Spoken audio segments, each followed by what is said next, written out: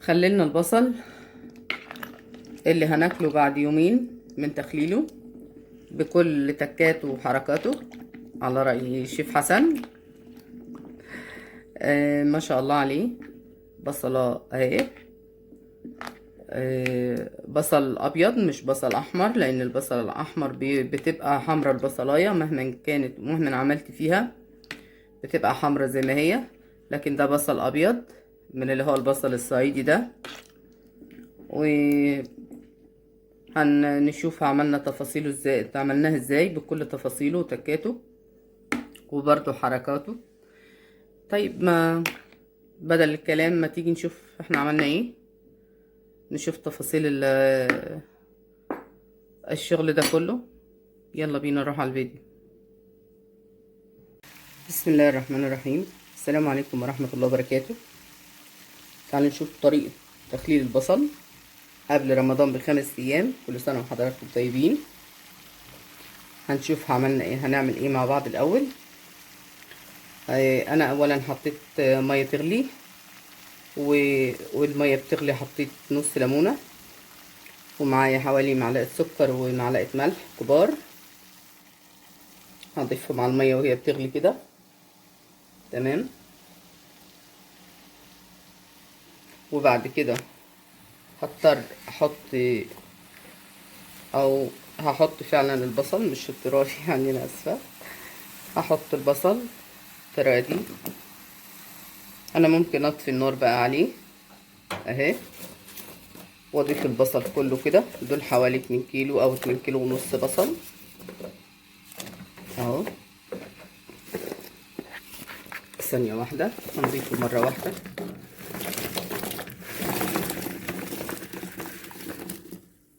اهو.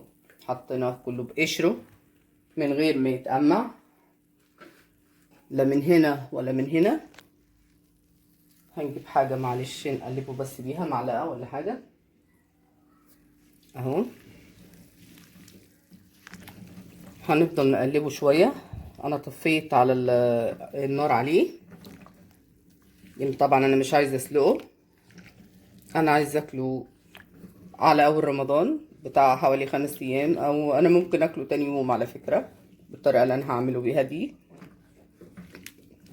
اقلبه شويه كده عشان مفيش جزء قطايب وجزء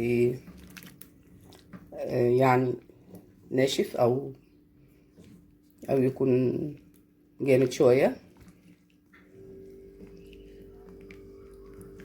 اهو.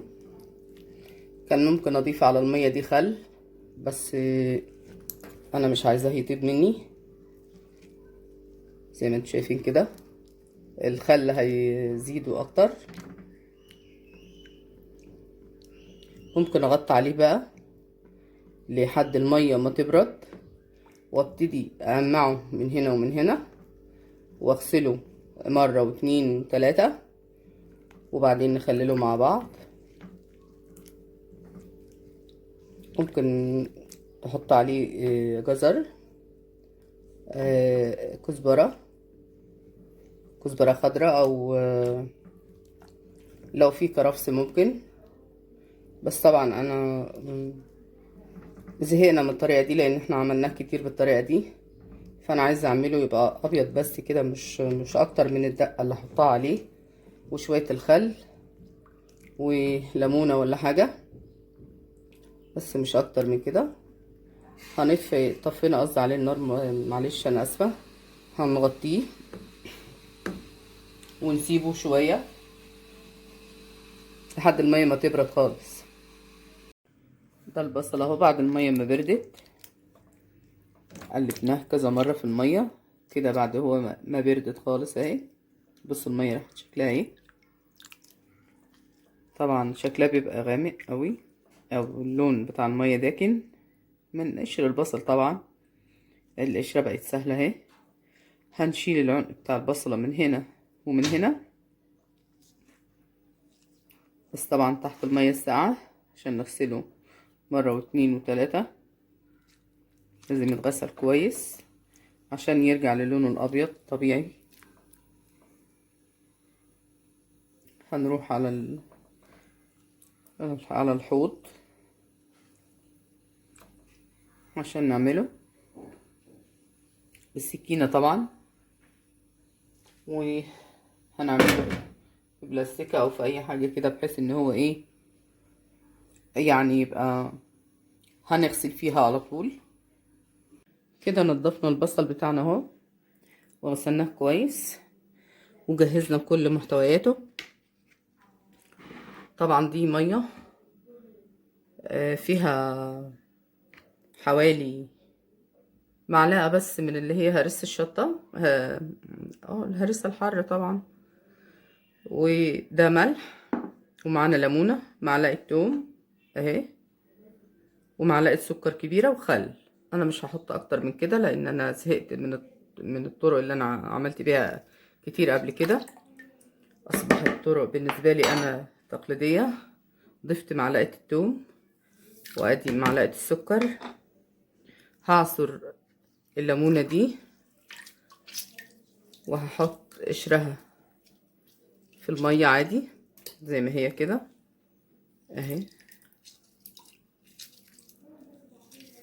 الطريقة دي بيها هتاكلي البصل ده في خلال يومين، او عايزة تسيبيه لحد اول رمضان. احنا عامة رمضان باقي عليه 5 ايام. ضفت الملح كمان، هنقلبه بس في المية.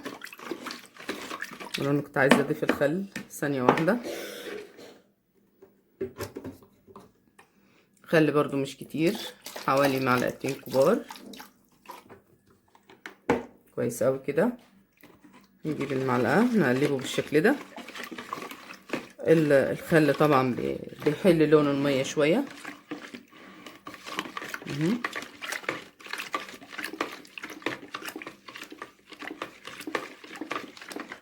الشطة كانت مخلية لون المية احمر. الخل مجرد ما بينحط على اي لون بيخليه يفتح شوية. الطريقة دي خصوصا لو معاه ملح.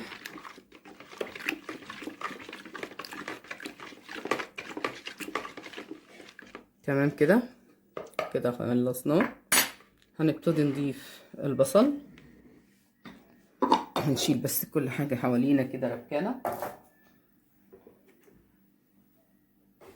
طبعا اللي على الوش ده من الملح.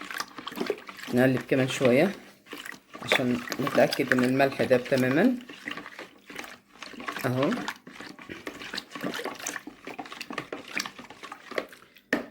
هنجيب البصل وهنضيفه واحدة واحدة. طبعا ده لا بينحط له زيت ولا اي حاجة ولا اي بهارات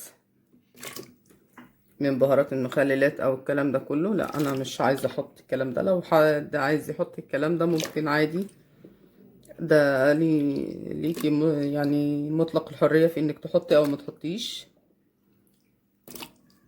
اهو. على فكرة البصلة اللي هي ممكن تكون كبيرة شوية ممكن تغرزيها سكينة في الجنب من هنا كده، انا عاملاها كده، او ممكن عادي ما تسيبهاش لان هي خلاص تعتبر طابت اهي. جست على التخليل او على يدوب. هي مش مستحقية او مش مستاهلة لان البصلية بصوا قد ايه بالظبط. يعني الصورة مش مديها حقها. البصلية دي صغيرة قد البلية كده، صغيرة جدا اهي. هنضيف الكمية اللي باقية كده. خلاص قربنا نخلص اهو. تمام كده. هنقلبه تقليبة كده.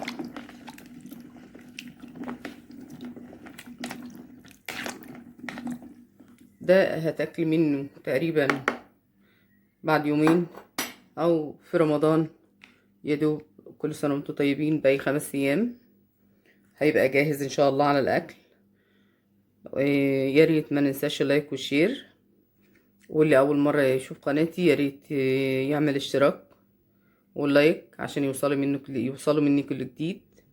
ومش هقول تاني يا جماعة، انا محتاجة لدعمكم جدا. انتوا مش خسرانين حاجة، ده يدوب الاشتراك مش عارفة يعني الناس بيصعب عليها ليه. اشوف وشكم بخير في فيديوهات كتير جاية ان شاء الله. كل سنة وحضراتكم طيبين. السلام عليكم.